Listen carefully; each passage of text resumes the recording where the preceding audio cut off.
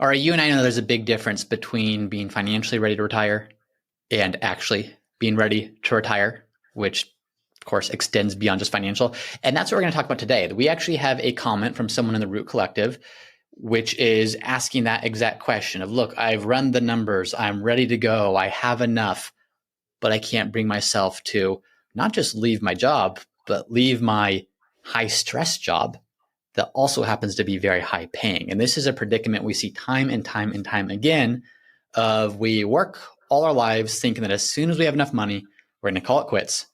We finally get there, and it becomes very difficult to actually pull the trigger and call it quits. Will you read for us the question, or not the question, but the comment that's in the Root Collective? I will. And for those who do not know what the Root Collective is, it is our free community. So you can go join this and see exactly what we're looking at under the tab that we call the What I Wish I Knew Earlier. And this comes from DT Lyons, who says, taking the big leap, curious to hear from others that have stepped away from high stress, high paying career and retired early, but continued to work doing something they're passionate about at the fraction of the salary. I'm in that situation. My analysis says I can do it, but it's hard to take the leap. We see this a lot. And as I just alluded to, the reasons why is it's not just a math problem. It's not just a spreadsheet problem. There's a lot that goes beyond that. So I'm curious, Ari, you see that question, You see that comment. We've got some really good comments, people responding to that from the collective, which we're also going to point out. But where does your mind go first? Yeah, my mind first goes to, it would be really weird if you were to be like, oh my gosh, I can retire. I have no worries, no political concerns, no economic concerns. I know exactly what I'm going to do in retirement. That would actually concern me as an advisor, because I'd be like, look, how could you really know? You haven't done it yet. So yeah, you can ask friends and you can kind of see on some online forums, even like this Root Collective, and see what people say. But there's always going to be probably some piece of you that goes, look, how could I really know? Like this whole concept of retirement, having income for 40 or maybe 50 plus years, it's weird. It's like you're living off this portfolio for so long. You've been adding money to your 401k, and now all of a sudden you're supposed to pull from it. It's like, no. I'm never going to pull from it. I just add money to it. So I would start by saying the big leap, it's always going to be a leap. But how do you make it so when you jump in the water, not a perfect analogy, but you jump in the water, it's not this crazy splash where now all of a sudden it's, oh my God, who can you hang out with? And how much income could you really support? And it's more of a perfect dive where you're in and you're like, yep, I'm in the water. I was more comfortable out of the water because I wasn't even wet out of the water, but I really know I do want to go swimming. So it's first starting with that. Hey, it's going to be a leap. How do we do it appropriately? Yeah. Tomorrow morning, my wife and I, we are dropping off our daughter for her first day of preschool. And she's going to be, I don't know if nervous is the right word, because she just doesn't know what it is yet, but it's going to be difficult. Yeah. I'm nervous. Ashton's nervous. Like, this is a big change. And I bring that up because she's not retiring. She's literally starting preschool. But I think what we forget is this is a very normal thing. Like, your first day of school, maybe you remember, maybe you don't. Like, was that scary? Very. Probably. Are you glad you took the leap and went to your first day of school? Maybe not being coerced into it by parents. First day of high school, was that scary? Probably so. First day of college, was that scary? First day with a real grown-up job, was that scary? First time you asked out your maybe now spouse, was that scary? Ask them to marry you, was that scary? Starting a family, all of these things are scary. And I think we forget that because sometimes, not always, but sometimes by the time that we're 60, 65, 70, like in those retirement years, we haven't done one of those new things in quite some time. We're in that position where, like this commenter say, hey, I'm in a high paying job, which probably means you've hit your stride. You've been there for a while and you haven't, maybe you're not remembering what it was like to be in that job for the first time. And so I think that one thing that we have to do, I always think like this, some people might think this is morbid, but I always think through, I'm going to die one day. Am I going to be, if I have the opportunity when that happens, if I'm looking back on my life, and if I'm this individual, am I going to be looking back at myself, kicking myself for retiring because I could have stayed in that high stress job and I could have put more money in my portfolio, which means as I am going to my grave, I probably could have had more money that I'm going to die with? Or am I going to be kicking myself because I'm saying, look, you stayed in that high stress job too long. It literally took years off your life, not just these extra years of working that you can no longer do the things that you wanted to do, but the years of your health that it took off because your blood pressure was out of control, because you couldn't go to the gym, because you couldn't eat healthy, because you couldn't prioritize physical health, mental health, spiritual health, friendship health, all those things because of that. I don't know, but my guess is going to be it's the latter. So sometimes we have to ask ourselves the question of not what would I do in this situation? What will my future self do? There is some study, and I have no idea where it's from, so I'm not even going to try to cite it correctly. But when psychologists look at our decision-making frameworks, one of the reasons people procrastinate, which I think this in large part is maybe procrastination, is our brains literally think of ourselves. Like James right now, when James has something important that he doesn't want to do in front of him and says, oh, I'll do it later, it's because my mind is registering future James as a completely different individual. So it's almost saying that person's going to do it. I'm not, because it's uncomfortable for me to have to do. But the problem is that never changes. It's always that person, meaning later. And if we could disconnect from that and try to think, no, that both of those are me. Both of the, like at some point I'm going to need to make that decision. Is now the time to do it? And a lot of times the thing that helps me is thinking through the version of 85-year-old James, 95-year-old James, sitting there, hopefully in those later years, being able to reflect on a life and saying, what would I have been glad I did? And then trying as best as possible to make the decision that future me would have made. So that's my thought. Now, we have some other good comments, I think, in here to this. Username is Detroit Lions, DT Lions. What are some other pieces of feedback this individual received that stood out to you? Yeah. So first of all, you're not going to pass away for much, much later. And I can only imagine how you're feeling right now with your daughter starting tomorrow. But my first thought is she starting tomorrow and there was no prep? Was it just, hey, you're going to show up? She doesn't even know where she's going. Like probably not. You're probably told her, hey, you're going to be around other kids. You might even know some of these kids. There's probably some preparation that's occurred that will make that leap a little easier. Now, to your point, James, here we are giving analogies about, your daughter jumping in a pool. It's not likely as applicable to a lot of you who are going, hey, this sounds great, but like you guys really aren't hearing me. I'm about to retire. What do I do? And so here's the cool part about this collective. You get to hear from people like Tommy C, who says the following. And there's a little longer, but there's a few things I want to read in here. So I'm not going to read all of it. But here's someone who says, I took this leap 11 months ago at age 56 and thought I would need to find something part-time just to keep my engineering mind busy. Honestly, I haven't even missed work. OMG, the reduction of stress and the increase of time is so liberating. His guidance to, once again, this Detroit Lions, this big football fan, says, here's what I would do. I'd set up a plan to pay yourself on the same schedule as your current paycheck. It'll feel like vacation. Plan to keep yourself engaged with your field and then go back if you want to, but you probably won't want to. And then the third one is just do it. And my only issue with this as a financial advisor, where I want to bring your thoughts in here, James, is I love the idea of just do it. Nike's a cool brand. I get why they started just do it. But it's really hard to do it if financially you don't know you're going to be okay. And so, yeah, we're always going to make sure people are dreaming and think about retirement, because the worst thing is you retire early and go, yep, I did it. I was over it. Work was high stress, high paying. But now you can't really live your retirement. Now you're retiring on eggs and top ramen, and that's probably not ideal for most of you. So yeah, I like just do it, but the financial brain is going, I got to make sure you won't run out of money. Thoughts just on the do comment? it is step two. And I think this is a very important thing to highlight. Most people should not just do it. Most people would do, hey, this is awesome. I loved retirement for 6 months and then I ran out of money and it sucked. And I had to go back, and that was me. So we are making a big assumption, and not even a big assumption. The reason we're jumping right into this is because username Detroit Lions says, in my situation, my analysis says I can do it. Mm-hmm. So he's run the numbers, run the projections. I don't know to what degree. I might want to double check those. I want to see that. But there is this thing that we've observed, another version of, I'm going to call it procrastination, is I worked with clients before where it's, hey, you're in a position to retire. Awesome. And it's cool. Well, let's run one more analysis and one more analysis and one more analysis, one more.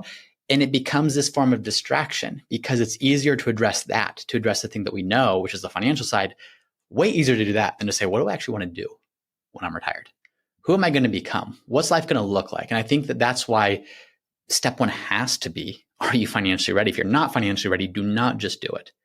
Work the hours you need to work, save the amount you need to save. Like those things are not just things you can leapfrog and go right to the enjoyment phase. But I think the point that we want to make though is, I don't think I mentioned this enough or reinforced this enough, is I actually think that a perfect life is one that you don't really retire from in some ways. Like a perfect world is you have a job that you love and it fills you with so much purpose and enjoyment and fun that you can keep doing that for the rest of your life, or at least until health no longer permits. Unfortunately, a lot of people, especially in high stress corporate jobs, you just don't have that freedom. You can't make it something that you want. You have to pay your dues. You have to trade your time for money so you can invest that money the right way and ultimately live the things that you want to live. But that's not to say retire into nothing. It's saying, okay, let's get away from that thing that was high stress and preventing you from the life that you wanted to live. And now let's create that life that you do want to live. And in many cases, like some version of work, whether or not it's for money, should be part of it.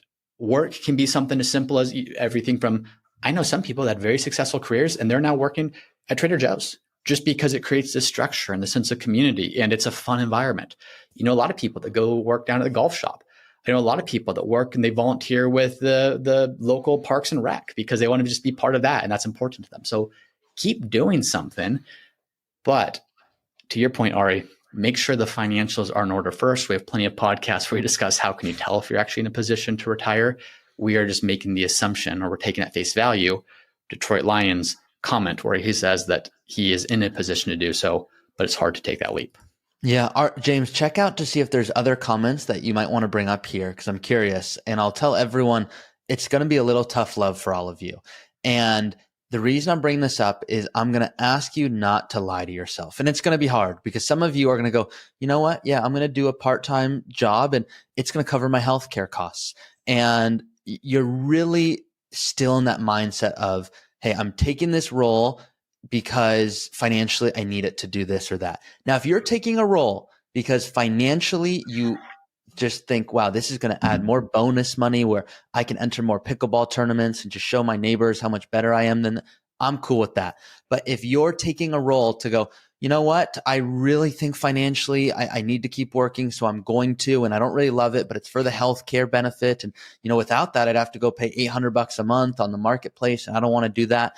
Well, it starts with that. And then it becomes, okay, what next? And what I'll see is people go, yeah, well, I have this part-time job, but now I'm not going to buy appetizers because I was making $200,000 a year before. And now I make like $30,000 a year and it just doesn't feel right because I don't think I have it in me. And then the real problem is you're 80 and you go, I don't really think I needed $10 million. And thinking about kind of that morbid of, hey, I'm not going to be here forever. It's also the reality. So are there other comments that you're seeing in there, James, that resonate?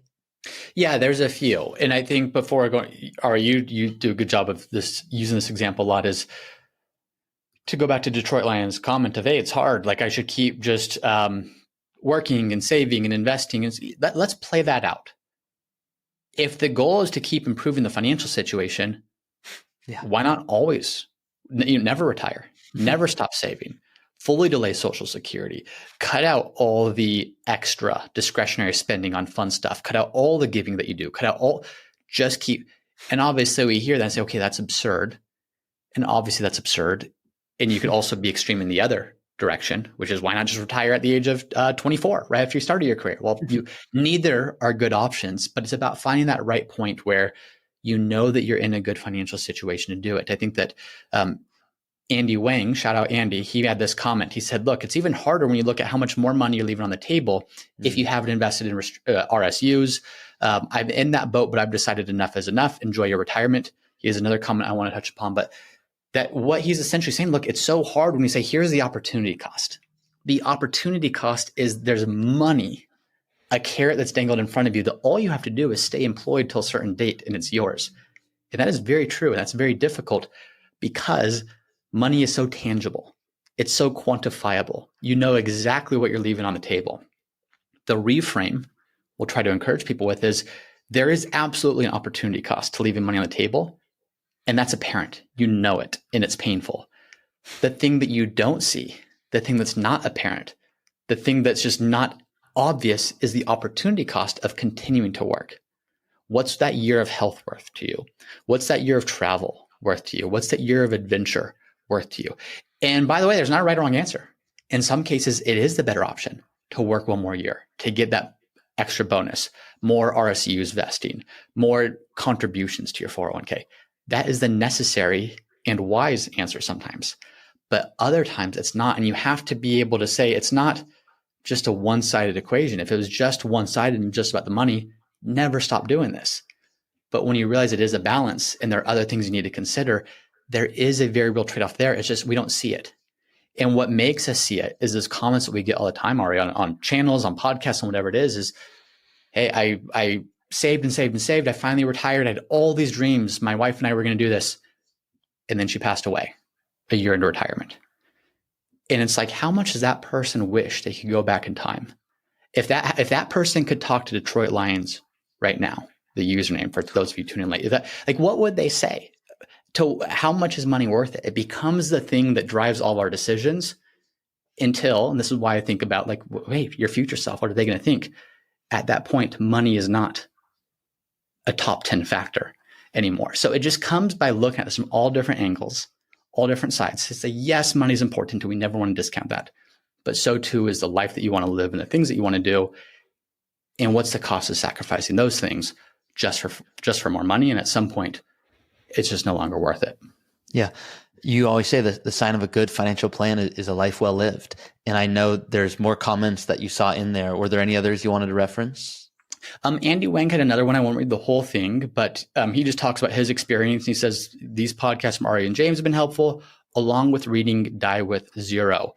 So that's a great book that I just like to recommend to people to read, of this concept of what is money really? How do we translate that into its true value, which in large part is helping us to have the experiences and do the things that we want to do.